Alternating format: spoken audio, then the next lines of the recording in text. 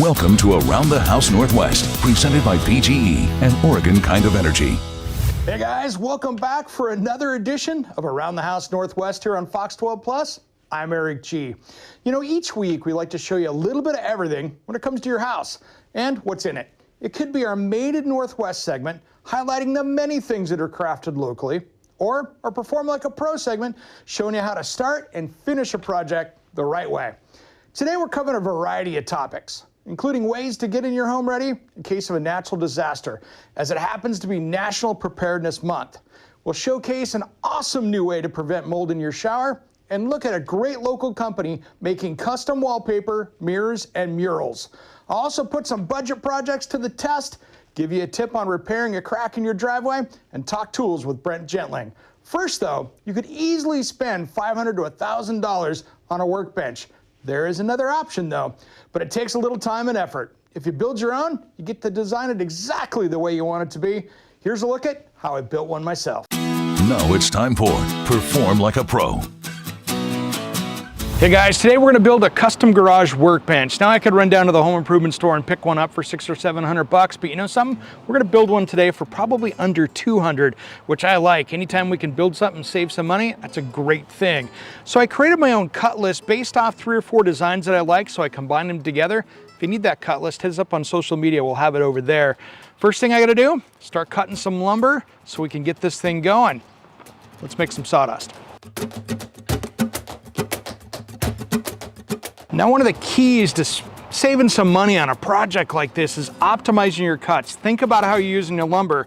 So far, I've gone through 8 2x4s. That's all I have left. That means I'm getting the most out of my money. All right, so I wanted to have about a 6-foot length on that, so it's really good size. So we're gonna build the legs and all the side supports right here. So let me get this laid out. What we're gonna do is we're gonna use construction adhesive and screws, because I don't want this to ever wobble. So even if there's a little bit of things moving around, it's not going to with a mixture of these. So just get your favorite construction adhesive. It'll work great. I'll glob a little on right there. I want to make sure and take the time to get this really square, because this is our top rail. It's going to support the countertop. So this is where I'm going to use my square and make sure that we're all good and square. We just want to make sure that this is a right angle. So to orient this is going to be our top rail. This is going to be the start of our leg that we're building. Our next piece is going to be a block, because I'm going to have a shelf down below, so we've got some strength there as well. That way the legs don't move around on us. So the next thing is I'm going to put a little adhesive on here. All right, the next thing we're going to do here is our crossbar that goes across this. That's going to be the support for the lower shelf. You know, that's going to be able to store some stuff for us here. So I'm going to put a little glue. One little trick here too, always when you set down your caulking gun, release that, so that way it's not continuing to push the pressure out. You don't waste a lot and get a lot all over the job site when you're working too. So releasing the pressure is a nice little tip. All right, our next step here is to put these little blocks down here, and they seem so insignificant, but they're going to be really some of the strength of this, because this is what's going to support the casters, and when you're rolling around, this is where you really need to have that strength. So I'm going to make sure and use a little more adhesive over here and a few more screws, because I want this to hold up. All right, guys, when we're doing this, I want to make sure we're square. This is mocked up, so these 2 pieces are not fastened together yet. But I just like to get some cross dimensions here and see how close we are, as they're just kind of tension fit laying here. So right there, we're at 75.5. We're a little out of square, but I'll start fastening this together. I think we're gonna be okay.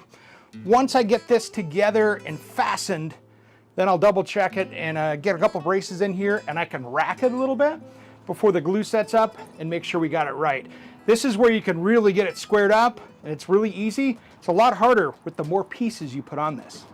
All right, guys, the way I designed this is I don't want to put these casters onto the end grain of the wood right here, because I'm going to just grab the outside and it's just going to bust out. That's how you break it. So what I'm going to do in my design is I've got a 2x4 coming across here, so I can actually put this in the middle of the wood. It's going to be much stronger that way.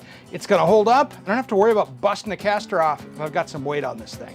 All right, now the secret is putting these casters in to keep them away from the edge so they're not too far out there so you don't bust wood off, but two, put them in the same location in every corner so they're equal. So I'm just keeping mine an inch back from the edge. The farther out, the wider the stance. So the wider you can get these out there, the better. Just keep it a little bit from the edge.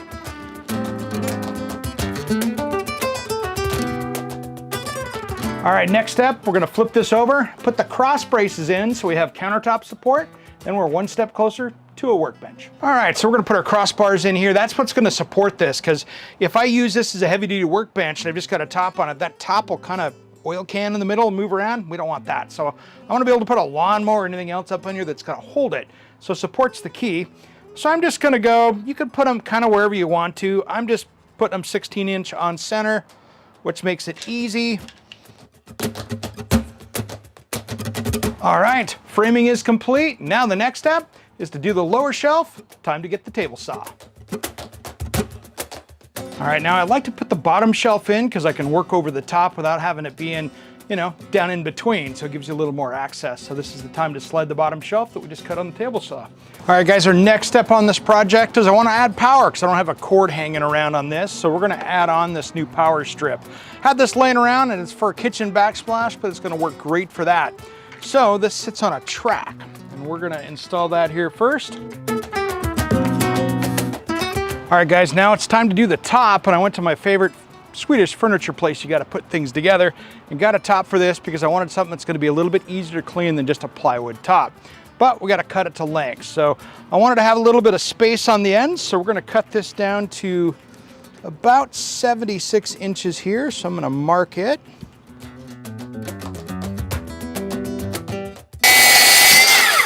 All right, I'm just going to hold this thing together with construction adhesive because this particle board doesn't hold screws too well. So I'm just going to go through here, put some nice dabs where it's important. All right, let's set the top. Now the tape measure is how we're going to show you how it's going to get centered up in here. So I'm going to look right now and say, okay, I'm at 1 3/4 right here. Not nearly enough, so I need to balance this out a little bit this way. So we're just going to split those dimensions. There's 1.5 inches, and we're flush, so I'm going to go to about 3/4 here. All right, my last step is to make a couple little guardrails for the bottom to make sure stuff stays on the shelf. So we're going to go over here to the table saw, cut a 2x4 up, and then we got this thing wrapped up.